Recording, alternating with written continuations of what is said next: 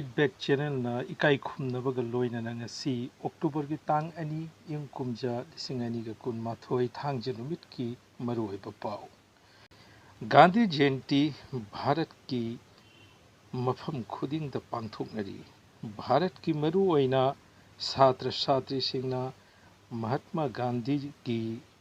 maruoiba mahakki tamjaningai oiraba lamchat bu ningsingbaga loinana Father of Nation bu ikai khumnafam thoki mahakpu chetna thajabana Bharat ki jati singi manungda apunba sagatpada mateng oi haina Rahul Gandhi na Congress Party ge jo mifam amada pankre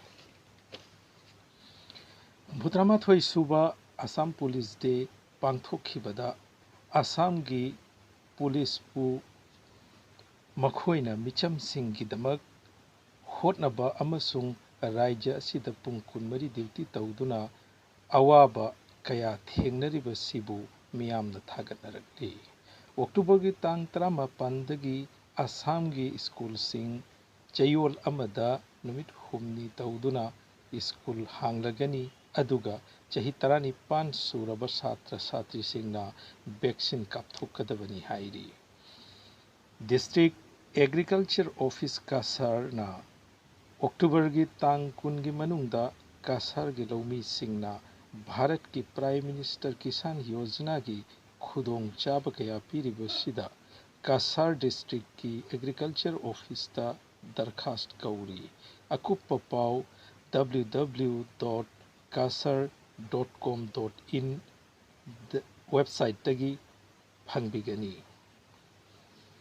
Punjab Congress ki nungi oiba chayetnaba leirambadu ngarang CM Chiranjit Singh Cheni ga Navjot Singh Sidhu ga yamna maruoiba mifam ama